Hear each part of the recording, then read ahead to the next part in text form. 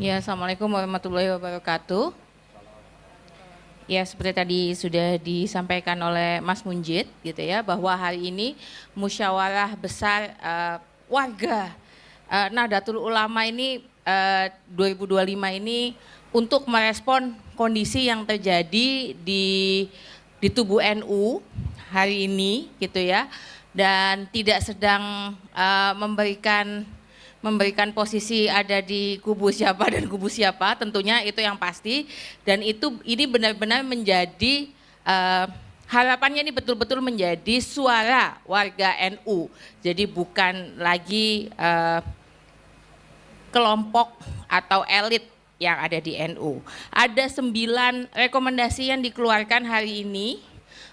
Semuanya tentu saja berkaitan dengan kondisi NU, baik yang berkaitan dengan isu-isu yang saat ini sedang ramai dibicarakan sebagai penyebab keretakan di NU gitu, tapi juga ada masalah-masalah yang memang sudah ditengarai sudah lama gitu, dan ini sudah menahun gitu. Kalau penyakit menahun, makanya tadi ada beberapa tokoh yang tadi pagi juga sudah bicara, ada Pak Lukman Hakim, ada Kiai Gus Umar Wahid gitu ya, dan Gus Umar tadi sudah menyampaikan bahwa NU hari ini kayak sakitnya itu udah gawat banget sampai harus dibawa ke IGD gitu.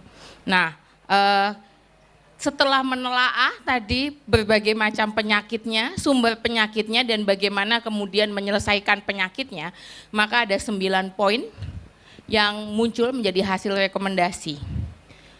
Ini saya bacakan. Dinamika PBNU akhir-akhir ini telah mengalihkan energi NU dari khidmah utamanya, yaitu pemberdayaan umat, pendidikan, layanan sosial, penegakan keadilan, penguatan aswaja anadiyah, gerakan keluarga maslahat, kemandirian organisasi, transformasi digital, pengembangan SDM unggul, serta konsolidasi nasional melalui Munas dan Konbes. Oleh karena itu, demi kemaslahatan jangka panjang, kami menyampaikan seruan moral sebagai berikut. Yang pertama, mendukung para masyayikh dan syaihat baik dalam jajaran mustasyar maupun di pesantren, khususnya hasil musyawarah kubro alim ulama dan sesepuh NU Lirboyo atas resolusi konflik, pemulihan keteduhan organisasi, dan pengembalian NU kepada jamaah demi kemaslahatan bangsa dan kelestarian alam. Selain mendukung penuh, kami juga meminta pihak-pihak yang berkonflik untuk sam'an wa ta'atan demi menyelamatkan masa depan NU. 2. Berdasarkan pada kaidah Darul sebentar, intusannya kecil banget. Berdasarkan pada kaidah Darul Mafasid Maqadamun ala jalbil masalihi, demi mencegah polarisasi berkepanjangan, menghindari persengketaan di meja hukum, dan memastikan NU memiliki kepemimpinan yang stabil serta disepakati bersama, kami menyeru untuk mempercepat pelaksanaan Muktamar ke-35 NU agar memiliki kekuatan hukum yang kuat dan legal. Muktamar ke-35 diselenggarakan dan disahkan oleh Rois Am dan Ketua Umum Mandataris Muktamar ke-34 Lampung dan dilaksanakan oleh Panitia Muktamar yang direkomendasikan oleh Mustasyar PBNU. Apabila Muktamar yang dipercepat tidak tercapai, maka diselenggarakan Muktamar Luar Biasa atau MLB sesuai dengan peraturan dalam ADART. Semua hal yang selama ini dipersoalkan dibahas dan diselesaikan dalam muktamar mendatang, sehingga akuntabilitas dan transparansi dapat diwujudkan secara jujur. Akan dilanjutkan? Akan dilanjutkan aja? Apa mau ini aja biaya juga? Baik. Demi kemaslahatan Jam'iyah NU di masa mendatang dan membuka jalan lahirnya kepemimpinan baru yang mampu menjembatani perbedaan dan memulihkan keutuhan Jam'iyah, kami menyeru Muktamirin untuk tidak memilih pihak-pihak yang terlibat dalam konflik yang terjadi dan mendorong munculnya pimpinan yang berintegritas, berakhlakul karimah, mengabdikan keseluruhan waktunya untuk NU dan tidak memiliki konflik kepentingan dengan institusi lain, baik kepentingan ekonomi, bisnis, politik, sosial maupun institusi keagamaan lain. Dilanjut aja.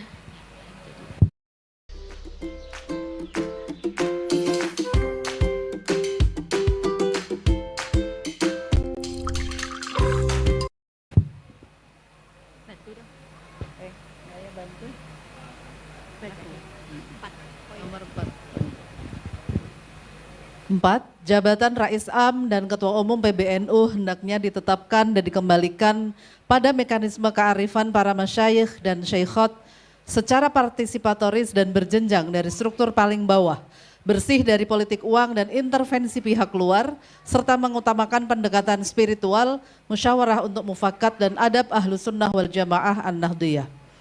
Yang kelima, dalam sejarahnya NU telah terbukti mampu menyelesaikan masalahnya sendiri dengan caranya sendiri secara independen. Oleh karena itu, kami menyeru semua pihak untuk menjaga agar tidak terjadi intervensi dari pihak-pihak manapun di luar NU, baik institusi negara maupun non-negara. 6. Program NU ke depan harus menegaskan kembali independensi jam'iyah, berpijak pada kekuatan jamaah, berprinsip mabadi khaira ummah, tidak merusak alam, berpegang pada fiqhul bi'ah, dan berorientasi pada kemaslahatan umat, kemajuan bangsa, serta martabat manusia. NU harus menjadi ruang khidmah terbuka yang memberdayakan SDM unggul warga NU tanpa terkecuali dalam mewujudkan program. 7.